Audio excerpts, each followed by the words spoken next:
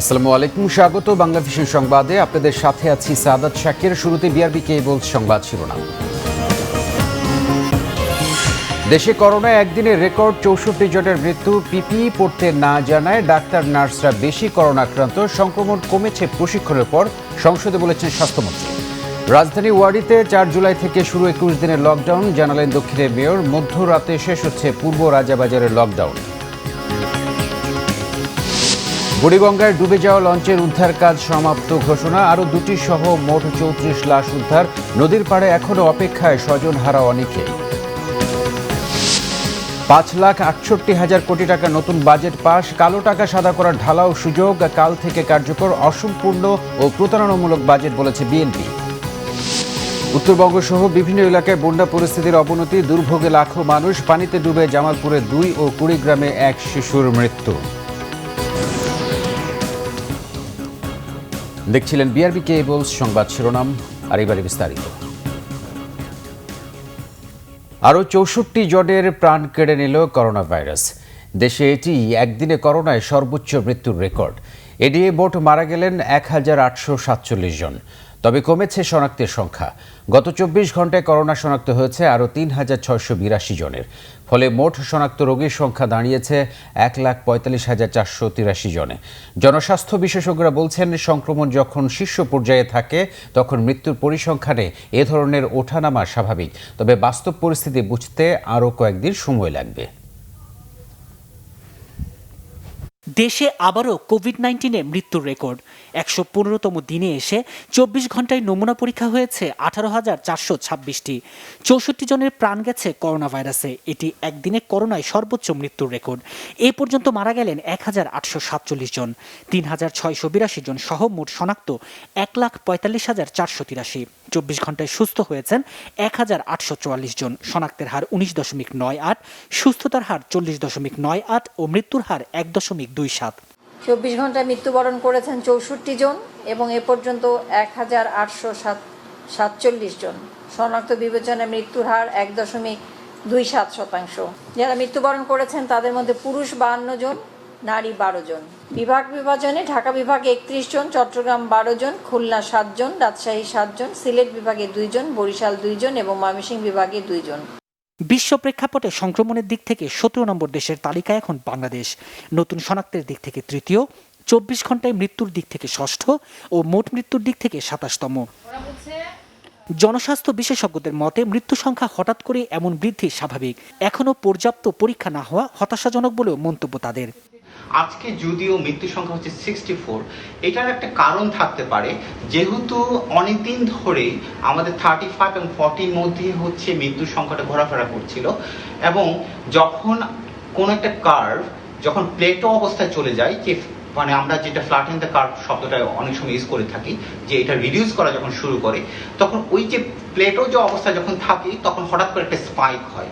তো সেই স্পাইকটার জন্য হয়তোবা আজকে 64 দেখা যাচ্ছে। এদিকে করোনা সংক্রমণের এই সময়ে গর্ভবতী মায়েদের বিশেষ সেবা, স্বাভাবিক সময়ের চেয়ে বাড়তি সতর্কতার পরামর্শ স্বাস্থ্য অধিদপ্তরের।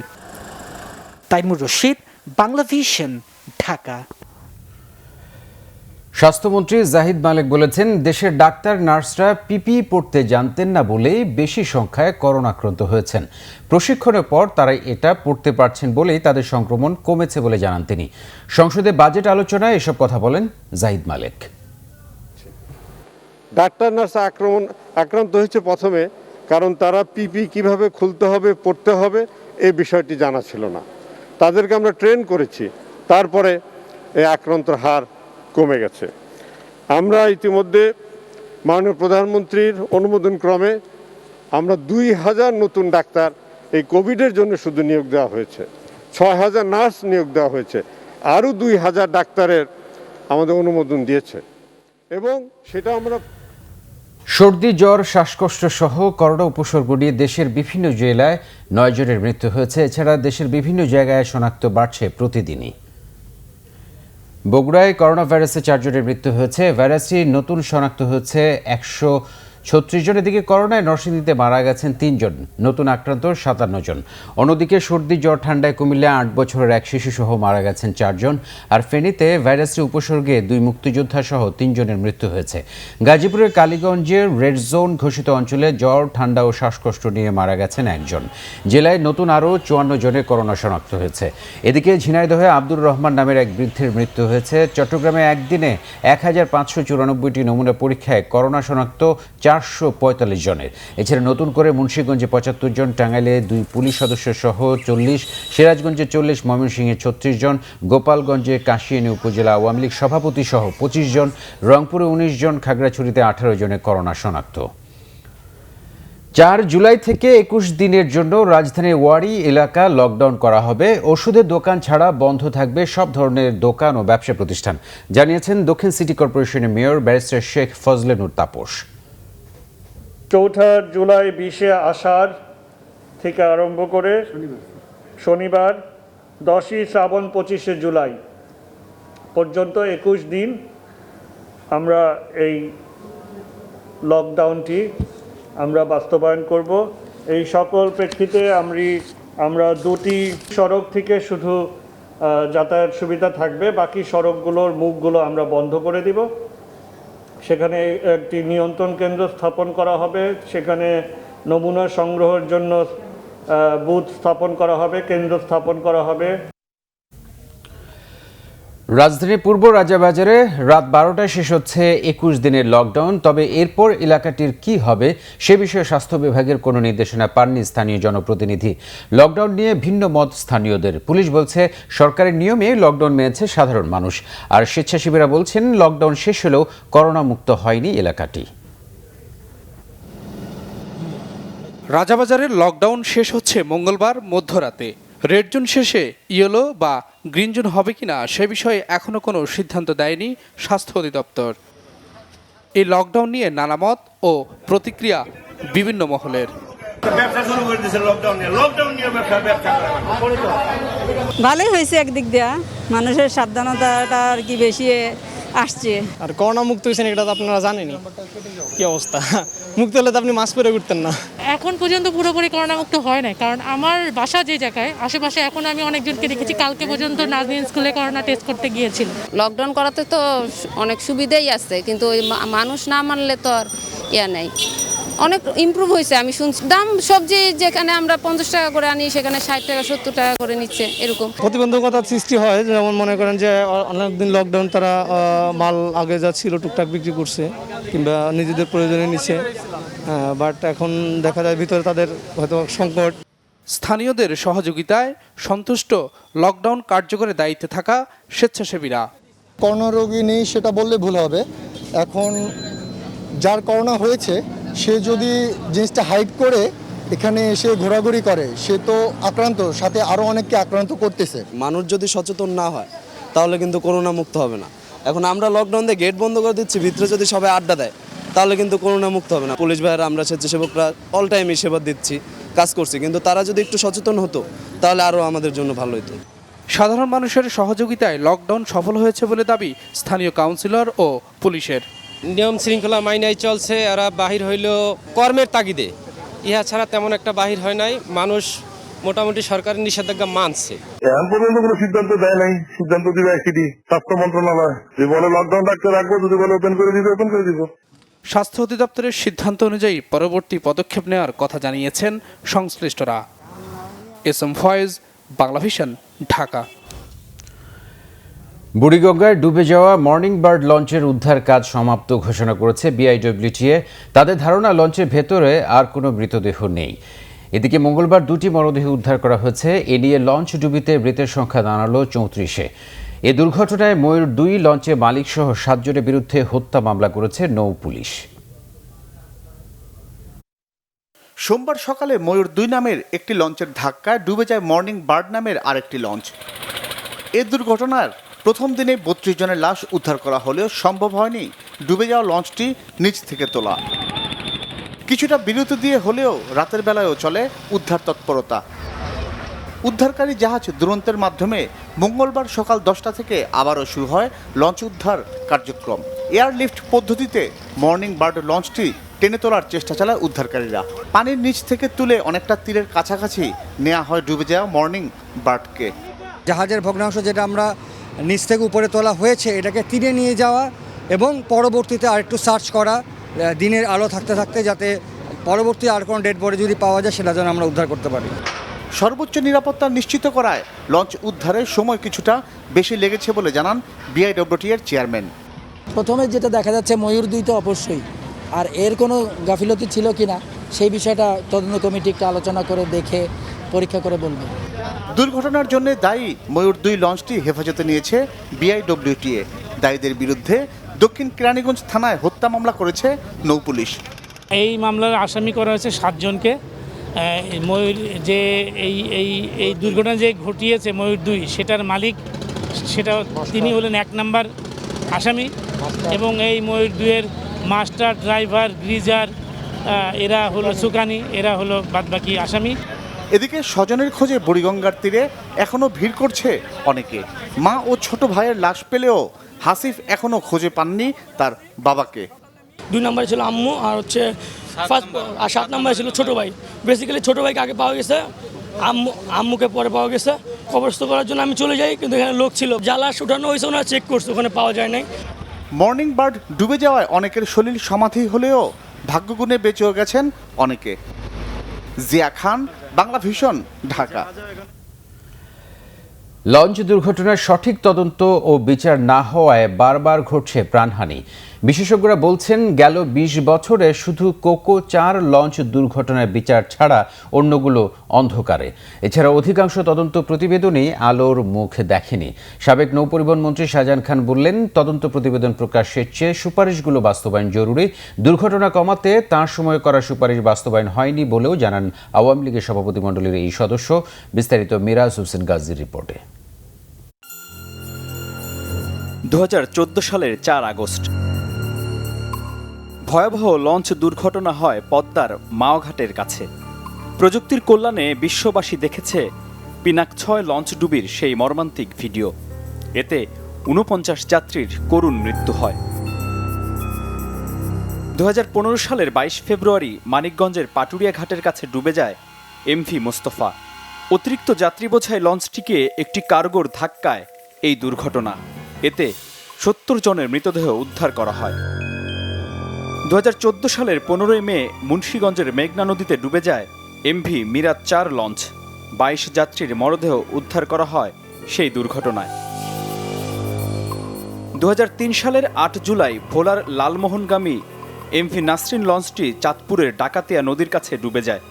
সেই লঞ্চ দুর্ঘটনায় 641 জনের মৃতদেহ উদ্ধার করা হয়। নৌ দুর্ঘটনায় সবচেয়ে বেশি প্রাণহানির ঘটনা এটি। 2002 সালের 3 মে চাঁদপুরের 60 নলে মেঘনায় ডুবে যায় এমভি সালাউদ্দিন 2 নামের একটি লঞ্চ। সেই দুর্ঘটনায় 363 যাত্রীর মৃত্যু হয়। একই জায়গায় 2000 সালের 29 ডিসেম্বর এমভি জলকপত ও এমভি রাজহংসী নামের 2টি লঞ্চের সংঘর্ষে ডুবে যায় রাজহংসী। প্রাণ হারায় 162 জন নিরীহ মানুষ। এছাড়াও প্রায় প্রতি বছরই দেশে ঘটছে ছোট বড় নৌ দুর্ঘটনা। নৌপথ রক্ষা জাতীয় কমিটির তথ্য বলছে 2015 থেকে 2019 পর্যন্ত 494টি দুর্ঘটনায় মারা গেছে 652 জন মানুষ। সংগঠনটি বলছে এত দুর্ঘটনা ও প্রাণহানি হলেও সঠিক কারণ জানতে পারছে না সাধারণ মানুষ। দুর্ভাগ্যজনক হলো সত্য, পরবর্তী সময় অন্য কোনো তদন্ত প্রতিবেদন নৌ পরিবহন মন্ত্রণালয় অথবা নৌপরি অধিদপ্তর কোনো সংস্থারই ওয়েবসাইটে আর পাওয়া যায় না। এ কারণে একটি স্বাধীন তদন্ত কমিটি গঠন করা উচিত, যেখানে কেউ কোনো মন্ত্রণালয় অথবা কোনো সংস্থা এককভাবে প্রভাব বিস্তার করতে না পারে। সবচেয়ে বেশি সময় 10 বছর নৌপরিবহন মন্ত্রণালয়ের দায়িত্বে থাকা সাবেক মন্ত্রী শাহজাহান খান বলেন, তার সময়ে 2015 সালের পর থেকে দুর্ঘটনা কমে এসেছিল। তবে তিনি যেসব সুপারিশ করেছিলেন পরবর্তীতে তার অধিকাংশই বাস্তবায়ন হয়নি। যেই সার্ভেয়ার 4 জনের জায়গায় 21 জনের আমি অনুমোদনের জন্য দিয়েছিলাম এবং পরবর্তীতে শুনলাম যে এরপরে মাত্র 3 জন নিয়োগ দেওয়া হয়েছে। এইটা দিয়ে তো হবে না। যেটা মনে করি যে তদন্ত প্রকাশের চাইতে বড় কথা হলো সুপারিশ বাস্তবায়ন করা, এবং বাস্তবায়ন করতে হলে পরে এখানে একটু কঠোর ভূমিকা নিতে হবে এবং অবিলম্বে জনবলকে নিয়োগ দিয়ে এই কাজগুলো দ্রুত করা উচিত। এদিকে গেল ২০ বছরে আলোচিত লঞ্চ দুর্ঘটনাগুলোর মধ্যে বিচার হয়েছে শুধু কোকো ৪-এর। ২০০৯ সালের ২৯ নভেম্বর ভোলার লালমোহনে কোকো ৪ লঞ্চ ডুবির ঘটনায় ৮৩ জনের প্রাণহানি ঘটে। সেই মামলায় ২০১৭ সালে ৯ জনের কারাদণ্ড ও জরিমানা করা হয়। মিরাজ হোসেন গাজী, বাংলা ভিশন, ঢাকা। নির্দিষ্টকরণ বিল পাশের মধ্য দিয়ে সংসদে পাশ হল ২০২০-২১ অর্থ বছরে ৫,৬৮,০০০ কোটি টাকার বাজেট। কার্যকর হবে কাল থেকে। বড় কোনো সংশোধনী ছাড়াই পাশ হওয়া বাজেটে সমালোচনা সত্ত্বেও বহাল থাকলেও নামমাত্র জরিমানায় কালো টাকা সাদা করার ঢালাও সুযোগ। প্রত্যাহার হয়নি মোবাইলে কথা বলার উপর বাড়তি ৫% কর। সংসদে মঞ্জুরির দাবি পাশের সময় ঢাকা মেডিকেলের ডাক্তারদের থাকা খাওয়ায় ২০ কোটি টাকার অস্বাভাবিক খরচের অভিযোগকে ভিত্তিহীন দাবি করেন স্বাস্থ্যমন্ত্রী। সংসদের সামনে প্রশ্ন হচ্ছে, বুধবার শুরু হতে যাওয়া নতুন অর্থ বছরের কার্যক্রম চালাতে মঙ্গলবার বাজেট পাশের প্রস্তাব দেন অর্থমন্ত্রী আহম মুস্তফা কামাল, যার আনুষ্ঠানিকতা শেষ হয় নির্দিষ্টকরণ বিল উত্থাপনের মধ্য দিয়ে। নির্দিষ্টকরণ বিল ২০২০ এই মহান সংসদে পাশ করা হোক। অর্থমন্ত্রীর এই প্রস্তাব ভোটে দেন স্পিকার ডক্টর শিরিন শারমিন চৌধুরী। যারা এই প্রস্তাবের পক্ষে আছেন তারা হা বুঝুন, যারা এই প্রস্তাবের বিপক্ষে আছেন তারা না বুঝুন। হা জয়যুক্ত হয়েছে, হা জয়যুক্ত হয়েছে, হা জয়যুক্ত হয়েছে। এর মধ্য দিয়ে কণ্ঠভোটে পাশ হয় নির্দিষ্টকরণ বিল, যার মাধ্যমে বড় কোনো সংশোধনী ছাড়াই পাশ হয় নতুন বাজেট। পাশ হওয়া বাজেটে সাধারণ মানুষের জন্য নতুন কোনো সুখবর নেই। বিবেচনার গুঞ্জন থাকলেও শেষ পর্যন্ত প্রত্যাহার হয়নি মোবাইলে কথা বলার উপর বাড়তি ৫% কর। কমানো হয়নি ব্যক্তিগত গাড়ি পরিচালনা ও ব্যাংকে জমানো টাকার উপর আবগারি শুল্ক কাটার হার। কাটছাট হয়নি এনবিআরকে দেয়া ৩,৩০,০০০ কোটি টাকার বিশাল রাজস্ব আয়ের টার্গেটও। প্রধানমন্ত্রী জনাব জাহিদ মাজিকের প্রস্তাব মতো। তবে দায়যুক্ত খরচ নিয়ে বিভিন্ন মন্ত্রণালয়ের ৫৯টি মঞ্জুরি দাবির মধ্যে হাতে গোনা কয়েকটি নিয়ে আলোচনা হয় সংসদে। স্বাস্থ্য বিভাগের মঞ্জুরি দাবির বিরোধিতা করে ছাঁটাই প্রস্তাব দেন বিরোধী মতের সদস্যরা। দুঃখ লাগে, প্রাইভেট হাসপাতাল যখনই কেউ যায় কোনো অ্যাডমিশন দেয় না, বলে যে করোনা টেস্ট দিয়েছে, করোনা টেস্ট কোথেকে আনবে সেটার কোনো ব্যবস্থা নাই। কাজেই স্বাস্থ্যমন্ত্রী মহোদয় দয়া করে প্রাইভেট হাসপাতালকে আপনার জবাব দিতে আওতায় আনেন। এই যে ডাক্তারদের ২০ কোটি টাকা খাওয়ার বিল, সেখানে একটা কলার দাম ২,০০০ টাকা, একটা ডিমের দাম ১,০০০ টাকা এবং একটা ব্রেডের এক স্লাইসের দাম ৩,০০০ টাকা। এই অবস্থা এই করোনাকালেও মাননীয় স্পিকার, এই স্বাস্থ্য মন্ত্রণালয় নাকি মিনা কার্টুনে পরিণত হয়েছে। এই টিয়া পাখি দ্বারা চলতেছে এই স্বাস্থ্য মন্ত্রণালয়। তো আমরা কয়েকদিন আগে দেখেছি যে জিম্বাবুয়ের স্বাস্থ্যমন্ত্রীকে পিপিএ এবং কিট কেনার দুর্নীতির কারণে গ্রেফতার করা হয়েছে। মাননীয় স্বাস্থ্যমন্ত্রীকে ওনাকে অন্য কোনো দায়িত্ব দিয়ে আর স্বাস্থ্য মন্ত্রণালয়ের দায়িত্বটা সাবেক মন্ত্রী বেগম মতিয়া চৌধুরীর কাছে হস্তান্তর করার জন্য।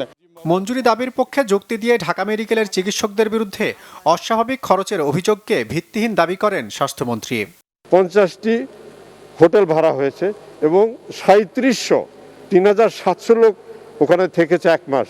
আমি হিসাব করে কালকে রাত্রি বের করেছি যে ১১০০ টাকা পার রুম ভাড়া হয়েছে, ১১০০ টাকা পার রুম, এটুকু আমরা দেখেছি। আর খাওয়ার খরচ যেটা বললেন, দ্যাট ইজ নট কারেক্ট। ৫০০ টাকা বিল 3 মিলের জন্য, ব্রেকফাস্ট, লাঞ্চ এবং ডিনারের জন্য ৫০০ টাকা। ওখানে ওই যে হিসাবটা দিলেন, দ্যাট ইজ টোটালি রং। সংসদে ওঠা সব ছাঁটাই প্রস্তাবই নাকচ হয় কণ্ঠভোটে। পরে স্পিকার আগামী ৮ জুলাই পর্যন্ত অধিবেশন মুলতবি করেন। মুলতবি করা হলো। জিয়াউল হক সবুজ, বাংলা ভিশন, ঢাকা। এদিকে জাতীয় সংসদে পাশ হওয়া ২০২০-২১ সালের বাজেটকে অসম্পূর্ণ ও প্রতারণামূলক বাজেট বলেছে বিএনপি। দলের স্থায়ী কমিটির সদস্য আমির খসরু মাহমুদ চৌধুরী বলেছেন, বাজেটে ব্যয়ের খাত উল্লেখ থাকলেও আয়ের উৎসের কোনো উল্লেখ নেই। মন্তব্য করেন, এই বাজেট দিয়ে করোনা এবং অর্থনৈতিক সংকট মোকাবেলা সম্ভব নয়। এটা তো মনে হচ্ছে কারো ব্যক্তিগত একটা বাজেট, এটা কোনো দেশের বাজেট বলে তো মনে হচ্ছে না। একটা দেশের বাজেটে আপনি কত টাকা আয় করবেন, কত টাকা ব্যয় করবেন, এই হিসাব পরিপূর্ণভাবে আপনি তৈরি করে সংসদে দেবেন, সংসদ দেখে পাস করবে। তারা সেই কাজটি পর্যন্ত করে নাই, মানে তাদের কোনো জনগণের কাছে কোনো দায়বদ্ধতা নেই। গোষ্ঠীতন্ত্রের যেখানে সুযোগ সুবিধা আছে সেই ব্যয়গুলো তারা বেশি করে নিয়ে আসে। একটা ডেফিসিট বাজেটিং যে আর্থিক খাতের উপর নির্ভরশীল হয়ে আগাচ্ছে, আমার যেটা ভয় হচ্ছে গত ৩০ বছরে আমাদের সামষ্টিক অর্থনীতিতে যে স্থিতিশীলতা সৃষ্টি হয়েছে সেটা হুমকির সম্মুখীন হচ্ছে। উন্নতি নেই দেশের উত্তরের বন্যা পরিস্থিতির। জামালপুর, সিরাজগঞ্জ ও বগুড়ায় আরও অবনতি হয়েছে। বন্যার পানিতে ডুবে জামালপুরে 2 ও কুড়িগ্রামে এক শিশুর মৃত্যু হয়েছে। কুড়িগ্রামের সার্বিক বন্যা পরিস্থিতি অপরিবর্তিত রয়েছে। ধরলা ও ব্রহ্মপুত্রের পানি এখনও বিপদসীমার উপর দিয়ে বইছে। এ দুটি নদীর অববাহিকায় 50টি চরগ্রাম নতুন করে প্লাবিত হয়েছে। প্রায় 2 লাখ মানুষ পানিবন্দী। নাগেশ্বরীতে বন্যার পানিতে ডুবে মারা গেছে 8 বছরের এক শিশু। বিভিন্ন জায়গায় দেখা দিয়েছে ভাঙন। খোলা জায়গাতে মানুষের জায়গায় বাড়ি করছি, সেখানে তো 1 কোমর পানি, বাড়ির থাকবে ভাবা চিনে ফির বান্দার রাস্তা চাচ্ছি, ছোঁয়া পাওয়া নিয়ে খুব কষ্ট রয়েছে। ভেড়া ছাগল নিয়ে আমরা পানি সত্যিই বের বানাচ্ছি। এদিকে জামালপুরের সার্বিক বন্যা পরিস্থিতির আরও অবনতি হয়েছে। যমুনা, ব্রহ্মপুত্র সহ শাখা নদ নদীর পানি বেড়ে 6টি উপজেলার 26 ইউনিয়নের প্রায় 50,000 মানুষ পানিবন্দী। থাকা, খাওয়া ও গবাদি পশু নিয়ে চরম বিপাকে দুর্গতরা। গত 2 দিনে বন্যার পানিতে ডুবে জেলায় 2 শিশুর মৃত্যু হয়েছে। সিরাজগঞ্জে যমুনা নদীর পানি বিপদসীমার উপরে থাকায় বন্যা পরিস্থিতি আরও খারাপ হয়েছে। পানিবন্দী মানুষের দুর্ভোগ বাড়ছেই। খাদ্য, বিশুদ্ধ পানি, জ্বালানির অভাবে চরম দুর্গতিতে পানিবন্দী মানুষ। সালের পর্যন্ত পানি হয়, আমি ওই যে বাদে যে আরসা নেই মোরা পানি, আমরা পানির মধ্যে বাঁচতেছি। আমাদের গরু ছাগলের খুব কষ্ট। আমাদের চলাফেরা, পায়খানা, পেশাব করা সব অসুবিধা হয়ে গেছে। গাইবান্ধায় দুর্ভোগে 4 উপজেলার প্রায় 40,000 বানভাসী। গবাদি পশু এবং পরিবার নিয়ে বন্যা নিয়ন্ত্রণ বাঁধ, রাস্তার ধার ও বিভিন্ন শিক্ষা প্রতিষ্ঠানে আশ্রয় নিয়েছেন তারা। কালকে রাতে ভাত খাওয়াতে সারা দিন গেছে, আজকে এখন কখন পাক হবে তার ঠিক আছে। ভাত তো নেই, তরকারি তো নেই। যদি ভাত দুটা তাই তো তরকারি আরও নেই, এই থাকার আশ্রয়ও নেই। দুর্যোগ মোকাবিলা করার জন্য যেটুকু সেটুকু সম্বল আমাদের নেই। এখন আমরা তার জন্য বাংলার ঠিক আশ্রয় নিয়েছি, মানবের তর্পণ যাপন করছি। বগুড়া সারিয়াকান্দিতে যমুনা নদীর পানি বিপদসীমার অনেক উপরে। 24 ঘন্টায় পানি বৃদ্ধির সাথে সাথে প্লাবিত হয়েছে নতুন নতুন এলাকা। গবাদি পশু নিয়ে বন্যা নিয়ন্ত্রণ বাঁধ সহ উঁচু জায়গায় আশ্রয় নিয়েছেন বানভাসীরা। টাঙ্গাইলে নদ নদীর পানি বেড়ে 5 ইউনিয়নের শতাধিক গ্রাম প্লাবিত হয়েছে। বেড়েছে নদী ভাঙনও।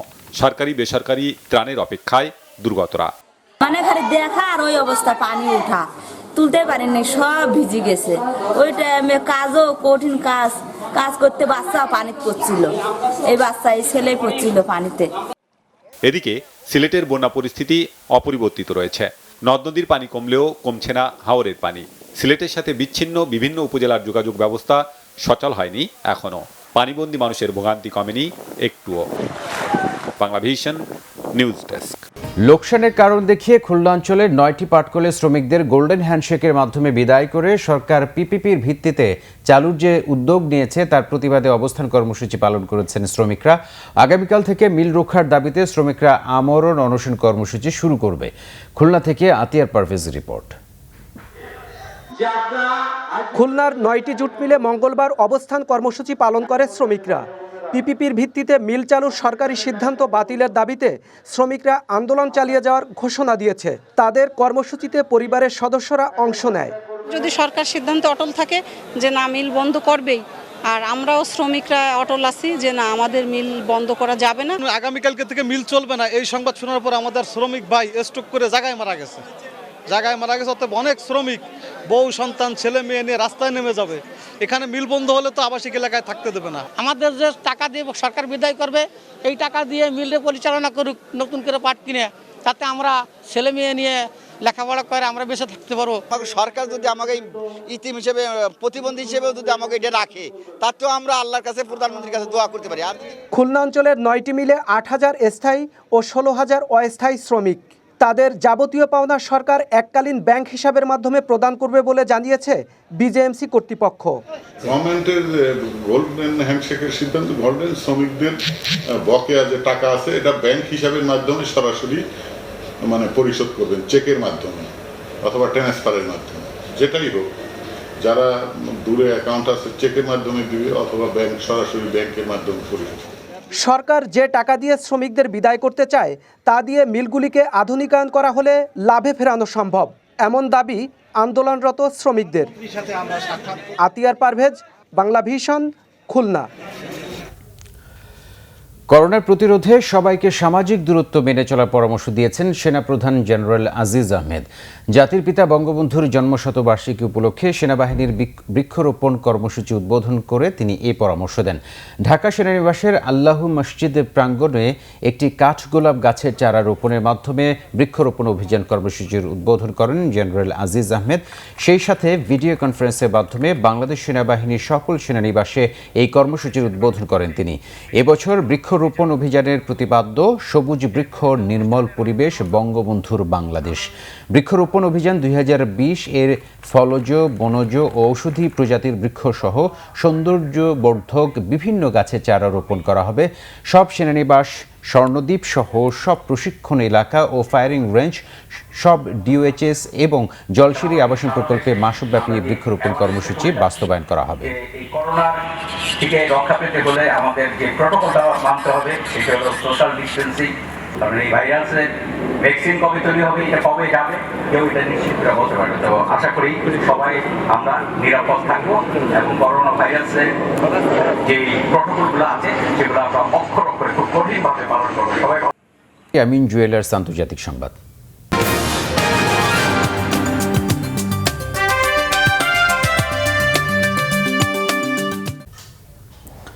করোনা মহামারীতে বিশ্বে মোট মৃত্যু 5,09,000 ছাড়িয়েছে। আক্রান্ত 1,04,47,000-এর বেশি। করোনায় মৃত্যু আক্রান্তের তালিকায় শীর্ষে থাকা যুক্তরাষ্ট্রের টেক্সাস, ফ্লোরিডা, অ্যারিজোনা সহ দক্ষিণ ও পশ্চিমাঞ্চলের কয়েকটি রাজ্যে নতুন আক্রান্ত বাড়তে থাকায় আবারও বন্ধ করে দেওয়া হচ্ছে ব্যবসা বাণিজ্য, পার্ক, রেস্তোরাঁ সহ বিভিন্ন প্রতিষ্ঠান। যুক্তরাষ্ট্রে মোট মৃত্যু 1,28,008 শতাধিক, মোট আক্রান্ত 26,83,000-এর বেশি।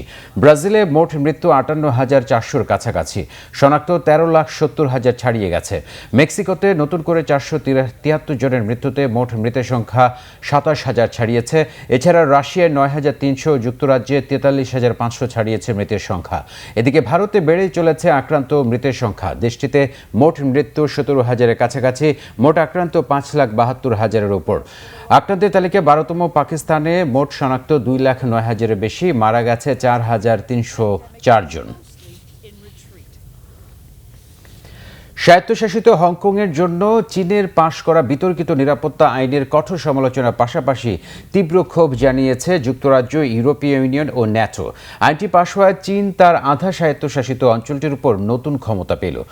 মঙ্গলবার এ সংক্রান্ত বিলটি চীনের জাতীয় আইন সভায় পাশ হয়। এরপরই তাতে সই করেন চীনের প্রেসিডেন্ট শি জিনপিং। নতুন আইনে বিচ্ছিন্নতাবাদ, কর্তৃপক্ষকে অবমাননা, সন্ত্রাসবাদ ও জাতীয় নিরাপত্তা বিপন্ন করতে বিদেশি বাহিনীর সঙ্গে আঁতাত নিষিদ্ধ করা হয়েছে। একই সাথে এ ধরনের অপরাধের জন্য সর্বোচ্চ শাস্তি হিসেবে যাবজ্জীবন কারাদণ্ডের বিধান রাখা হয়েছে। চীনের দাবি, এই আইনের ফলে হংকংয়ের সংঘাত কমবে এবং সেখানে স্থিতিশীলতা ফিরে আসবে। তবে এই আইনকে হংকংয়ের স্বায়ত্তশাসন, বাক স্বাধীনতা, প্রতিবাদের অধিকারকে হুমকির মুখে ফেলবে বলে জানিয়েছে হংকংয়ের গণতন্ত্রপন্থীরা। হংকংয়ের জনগণের অধিকারের প্রতি শ্রদ্ধা জানাতে চীনের প্রতি আহ্বান জানিয়েছে যুক্তরাজ্য। আর নতুন আইন হংকংয়ের স্বায়ত্তশাসনকে মারাত্মক ঝুঁকিতে ফেলবে বলে মন্তব্য করেছে ইউরোপিয়ান কাউন্সিল। ব্রিটিশ শাসন থেকে হংকংকে চীনের কাছে হস্তান্তরে 23তম বার্ষিকী 1 জুলাই থেকে আইনটি কার্যকর হওয়ার কথা রয়েছে। এবার ক্লেমান খেলার সংবাদ।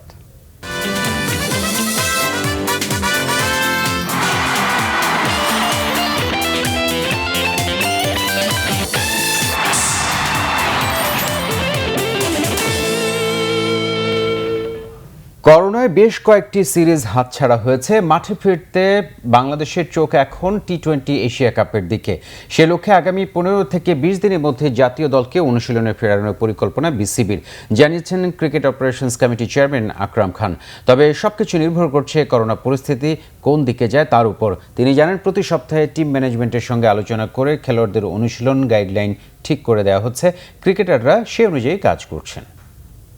টি-20 যেটা এশিয়া কাপ হবে সেটা আমাদের মাথায় আছে। 15-20 দিনে যদি আমাদের সিচুয়েশনটা ভালো হয়, প্র্যাকটিস করার মতো যদি অবস্থা হয়, তাহলে আমরা প্রিপারেশনের জন্য মাঠে নামার প্ল্যান করেছি। এবং আমরা জানেন কিছু প্লেয়ার আপনার ঈদের আগে রিকোয়েস্ট করেছিল আমাদেরকে প্র্যাকটিসের ব্যাপারে, ইন্ডিভিজুয়াল প্র্যাকটিসের ব্যাপারে, তো আমরা ওটা তৈরি করেছি। বাট সিচুয়েশনের জন্য হয়তো কেউ আসছে না।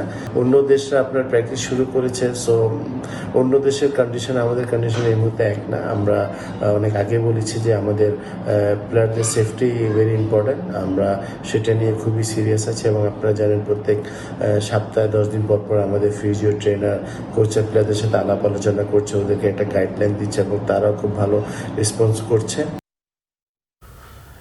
সংবাদ শেষ করব বিআরবি কেবল শিরোনামগুলো আরেকবার জানিয়ে দিই। দেশে করোনায় একদিনে রেকর্ড 64 জনের মৃত্যু। পিপিই পড়তে না জানায় ডাক্তার নার্সরা বেশি করোনা আক্রান্ত, সংক্রমণ কমেছে প্রশিক্ষণের পর, সংসদে বলেছেন স্বাস্থ্যমন্ত্রী। রাজধানী ওয়াডিতে 4 জুলাই থেকে শুরু 21 দিনের লকডাউন, জানালেন দক্ষিণে মেয়র। মধ্যরাতে শেষ হচ্ছে পূর্ব রাজাবাজারের লকডাউন। বুড়িগঙ্গায় ডুবে যাওয়া লঞ্চের উদ্ধার কাজ সমাপ্ত ঘোষণা, আরও 2টি সহ মোট 34 লাশ উদ্ধার। নদীর পাড়ে এখনও অপেক্ষায় স্বজন হারা অনেকে। 5,68,000 কোটি টাকার নতুন বাজেট পাস, কালো টাকা সাদা করার ঢালাও সুযোগ, কাল থেকে কার্যকর। অসম্পূর্ণ ও প্রতারণামূলক বাজেট বলেছে বিএনপি। উত্তরবঙ্গ সহ বিভিন্ন এলাকায় বন্যা পরিস্থিতির অবনতি, দুর্ভোগে লাখো মানুষ। পানিতে ডুবে জামালপুরে 2 ও কুড়িগ্রামে 1 শিশুর মৃত্যু। প্রিয় দর্শক, এই ছিল এখনকার মতো। পরের সংবাদ রাত 10:30টায় দেখার আমন্ত্রণ রইল। এছাড়া বাংলাভিশন সংবাদ ও সংবাদ সংশ্লিষ্ট অনুষ্ঠান দেখতে লগ ইন করুন facebook.com/বাংলাভিশন এবং সাবস্ক্রাইব করুন youtube.com/বাংলাভিশন নিউজ। ধন্যবাদ সাথে থাকার জন্য।